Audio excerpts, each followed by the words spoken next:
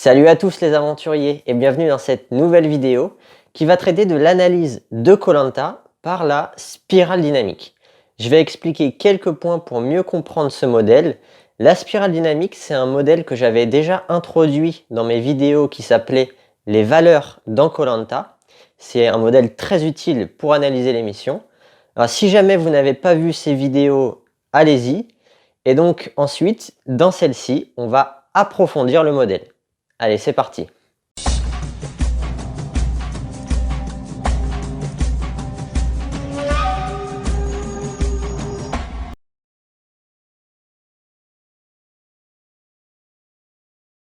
Donc on va faire ça en plusieurs points.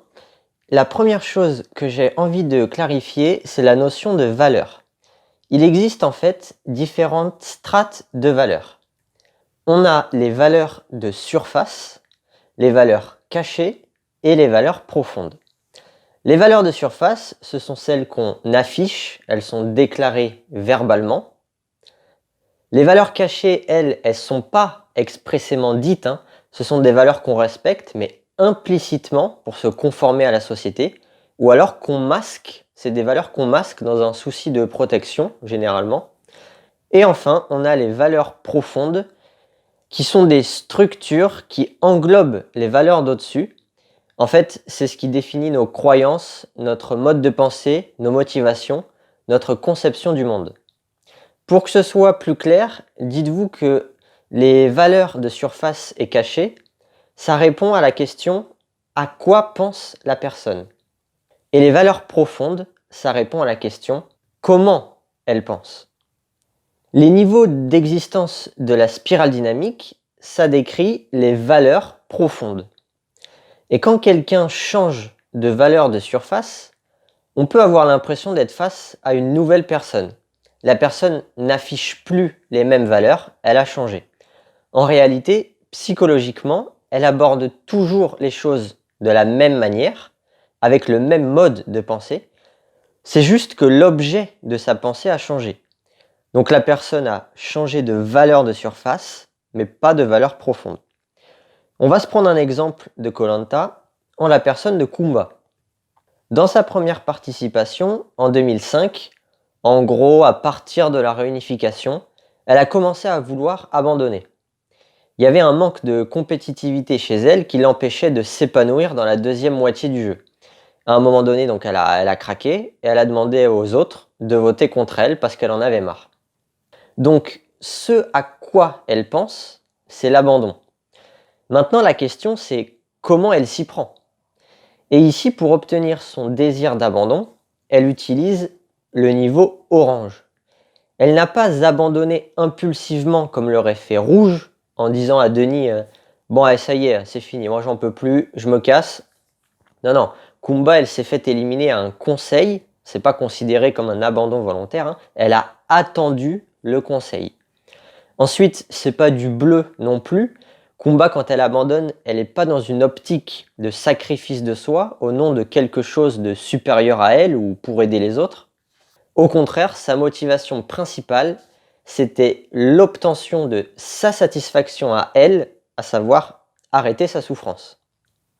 Donc en 2005, Kumba était bien dans l'expression du soi en étant dans le calcul pour obtenir un succès. En l'occurrence, l'objectif était d'être éliminée en demandant aux autres de voter contre elle. Tout ça, c'est bien du orange. Dans tous ses retours, ensuite, Kumba semble différente de par son côté compétiteur et sa détermination. Elle souhaite clairement gagner le jeu. Elle a changé de valeur de surface, mais pas de valeur profonde. Elle a toujours le même mode de pensée, sauf que contrairement à 2005, il n'est pas utilisé pour essayer d'abandonner, mais pour essayer de gagner le jeu. Ses comportements restent dictés par le fait de réfléchir pour saisir les opportunités qui lui permettront d'obtenir la satisfaction. Donc ça reste bien du orange. On a un changement de valeur de surface, mais pas de valeur profonde. Ensuite, la deuxième chose sur laquelle je voudrais insister, c'est que la spirale dynamique n'est pas une typologie. On n'est pas rouge ou bleu ou orange, non. Ces phrases, vous pouvez les oublier. Les descriptions des niveaux d'existence que j'ai faites sont théoriques. Dans la vraie vie, chaque niveau n'existe pas en soi. On dit que la spirale dynamique, c'est une holarchie.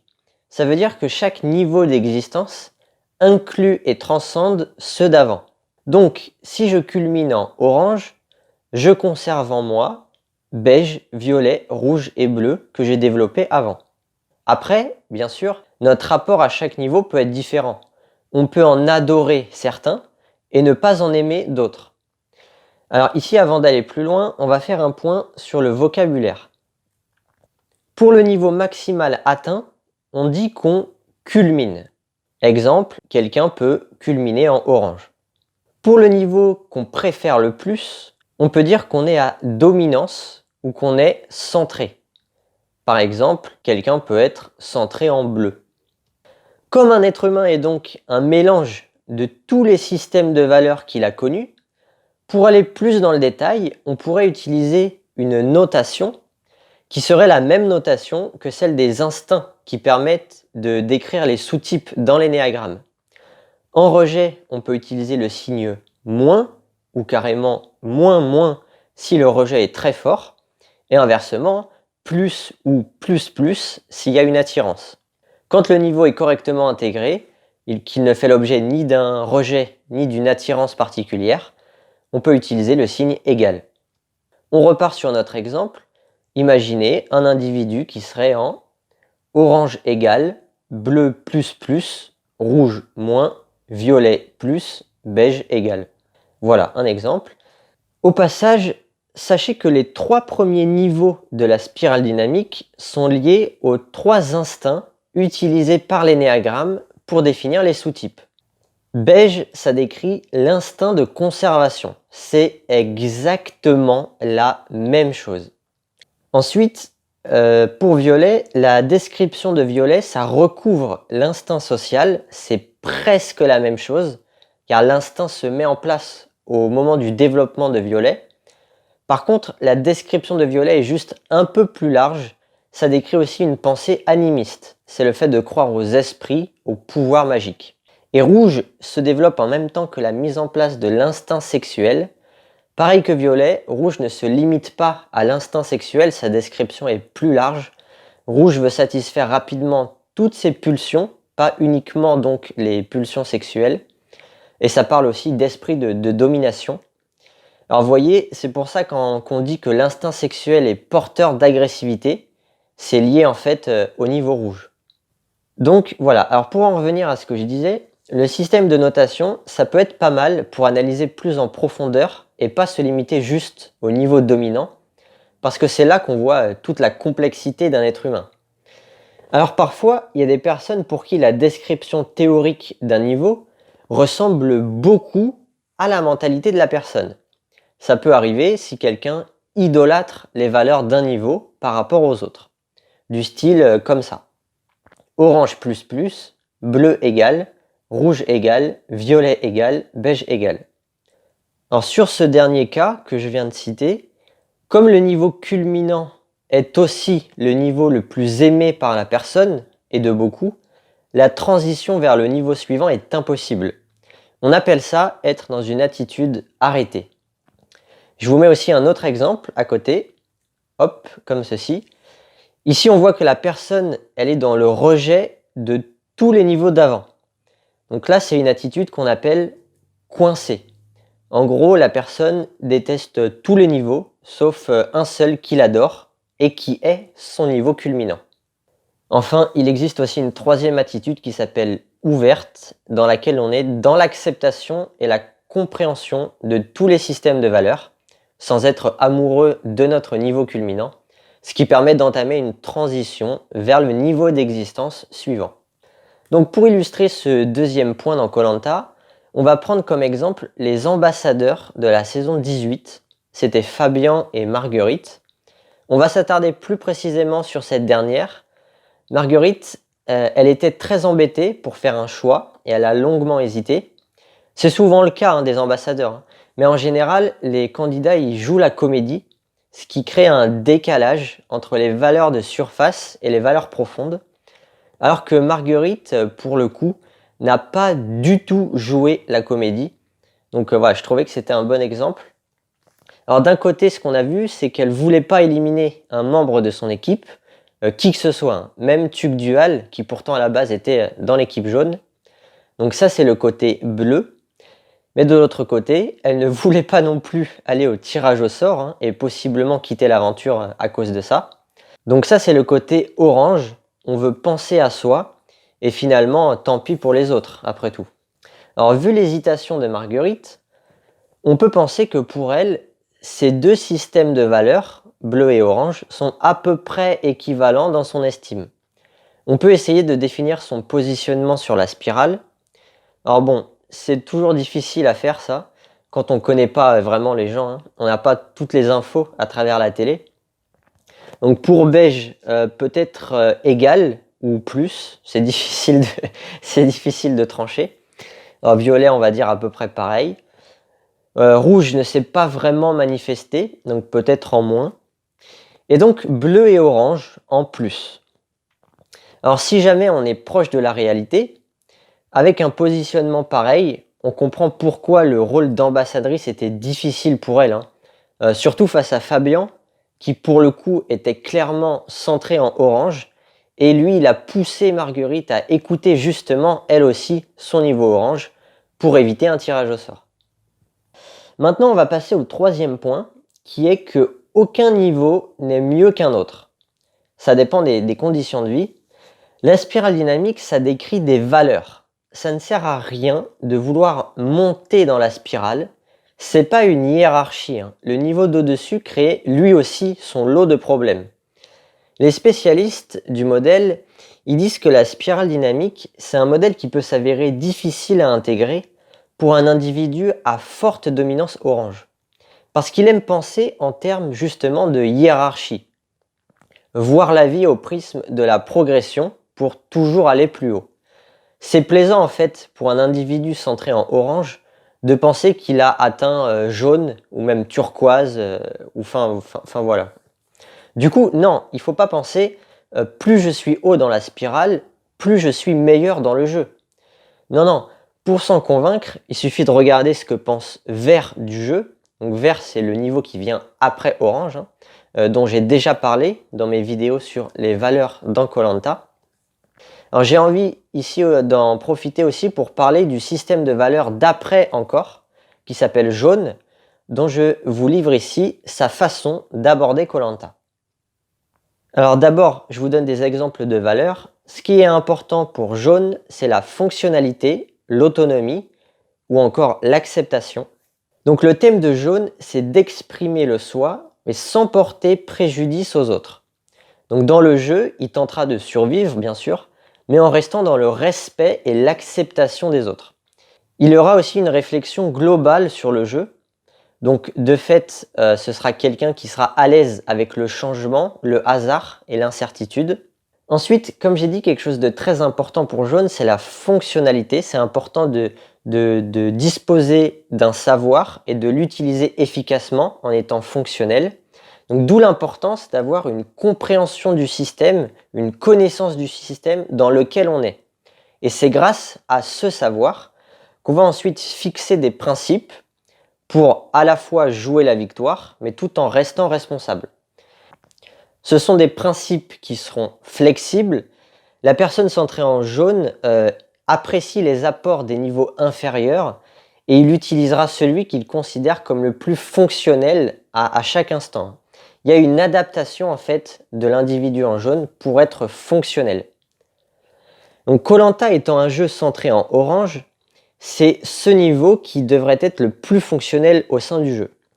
Sauf que pour un individu centré en jaune, il n'y aura pas d'attache aux valeurs d'orange. Ce sera juste une adaptation en fait. Donc un candidat qui serait centré en jaune, sous des dehors compétitifs, en fait il ne le sera pas sincèrement au fond de lui. La défaite n'aura pas d'importance. Donc en résumé, la stratégie d'un individu centré en jaune sera axée sur ce qu'il juge fonctionnel. Il associe le mérite au savoir, à l'attitude responsable et à la compétence. Bien, voilà. Donc tout ça pour montrer que le plus important, c'est d'avoir un niveau d'existence adapté à la situation. C'est pareil dans la vie, hein. C'est pas forcément le niveau le plus haut sur la spirale, hein. Des individus qui sont à dominance vert ou jaune, ils ont connu à un moment donné dans leur vie une dissonance avec les valeurs d'orange. Donc fatalement, il y aura moins d'envie d'être l'ultime survivant chez eux que chez un individu centré en orange, qui lui cherche le succès avant tout. En fait, pour le dire autrement, là où orange, le niveau orange, est prêt à tout pour gagner, eh bien vert et jaune se mettent des limites, car le respect des autres et du système sont jugés comme étant plus importants que la victoire finale. Donc pour ce troisième point, j'ai pas vraiment d'exemple puisque en ce qui concerne vert, ce sont des personnes qui déjà doivent être très minoritaires dans les inscriptions, puisque koh c'est avant tout une compétition, hein, donc ça va pas attirer des individus centrés en vert, même si par ailleurs ils peuvent aimer regarder le jeu à la télé, hein, mais pas y participer. Et aussi, comme la vérité ultime de koh c'est le dépassement de soi, la production va soigneusement recaler ces profils qui sont pas dans cette optique-là. Et pas d'exemple non plus de candidat centré en jaune, hein, puisque jaune, quant à lui, est très peu présent sur Terre. On estime qu'environ 5% seulement de la population mondiale culmine en jaune. Allez, on passe au quatrième point. Le modèle décrit une évolution. Les changements de nos conditions de vie sont de telle ampleur, surtout au début quand on est petit, que ça nous oblige à évoluer. Ça modifie notre vision de la vie. Donc en grandissant, tout le monde change, naturellement. Alors souvent, dans la vie courante, on dit qu'on gagne en maturité. En fait, c'est notre positionnement sur la spirale qui évolue. On peut adorer un système de valeurs à 20 ans et être complètement passé à autre chose à 40 ans. Au moment où on débarque dans un nouveau niveau d'existence, on a cette impression de oh mais c'est génial, ça y est, j'ai compris la vie. Mais pourquoi j'ai pas compris ça avant? C'est dommage. Alors en fait, au début, quand on a fini la transition, que le niveau d'après est bien installé, on a l'impression d'avoir trouvé la solution à tous nos problèmes. Et ça fait ça à chaque transition, hein, dès qu'on arrive au niveau d'après. Donc voilà, mais en tout cas, vous pouvez très bien être à, par exemple, forte dominance bleue à 20 ans et être passé à forte dominance orange à 40 ans. Alors là, en exemple, j'ai fait une vidéo entière consacrée à Moundir, qui en 2003 était à dominance rouge et bleue, tandis qu'en 2014 était à dominance bleue et orange. Pour plus de détails, donc, vous pouvez aller voir la vidéo « L'évolution de Moundir » dans koh Lanta. Allez, enfin, on va faire le rapprochement entre les deux modèles préférés dont je parle beaucoup sur cette chaîne, l'énéagramme et la spirale dynamique, évidemment. Je vous montre ce tableau qui n'est pas de moi, hein, il a été fait par Fabien et Patricia Chabreuil, les fondateurs de l'Institut français de l'énéagramme. Je vous mets les sources en description de la vidéo, comme d'hab. Et donc, c'est un tableau très intéressant. On peut voir que les égaux ont des niveaux d'existence favoris. Donc là, on utilise la notation dont on a parlé un peu plus tôt dans la vidéo, hein, c'est toujours la même. Regardez le 1, par exemple, l'énéatype 1, est plus à l'aise en violet et en bleu. Au contraire, on voit que rouge, c'est pas trop son truc. Alors, quand la case est vide, ça veut dire qu'il n'y a pas spécialement d'attirance et pas spécialement de rejet non plus.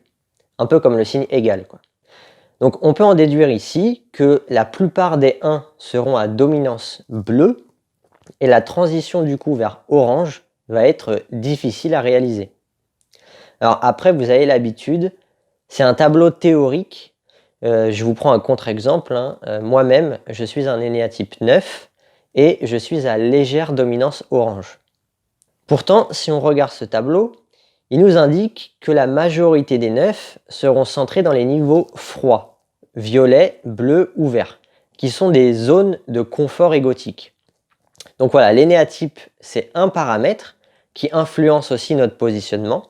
Alors certes, c'est un paramètre très important, mais voilà, il y en a d'autres aussi, hein. Alors du coup, également, avec ce tableau, on peut deviner que la plupart des fans de stratégie qui regardent koh sont des énéatypes 3, 5, 7 et 8, qui sont les égos les plus confortables dans le niveau orange.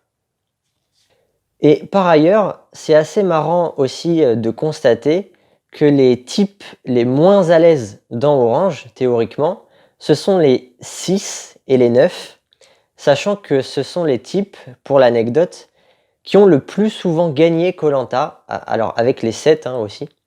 Alors que voilà, justement, de par sa nature, koh c'est un jeu centré en orange. J'en ai déjà beaucoup parlé dans ma vidéo qui s'appelait l'identité de koh. Donc voilà, c'est marrant de souligner ça, et c'est un constat qui illustre bien finalement le paradoxe de koh. Alors, si jamais il y avait besoin d'une statistique neutre pour valider le paradoxe, eh bien la voilà. Bien, eh bien j'en ai terminé avec ce que je voulais dire, avec cette mise au point sur le modèle de la spirale dynamique. J'espère que la vidéo vous a plu, qu'elle vous a un peu éclairé si jamais vous vous posez certaines questions. Alors pour les plus passionnés, je vous mets dans la description de la vidéo un livre sur la spirale dynamique, ainsi que le blog de Fabien Chabreuil. C'est très intéressant. Alors du coup là, ça sort du cadre de koh, mais c'est très intéressant. C'est un modèle qui permet en fait de mieux comprendre le monde, la vie en général, la société. Donc voilà, moi je vous donne des sources et je vous encourage à approfondir votre connaissance du modèle de votre côté, si cela vous intéresse. Allez, sur ce, moi je vous dis à bientôt. Maratane!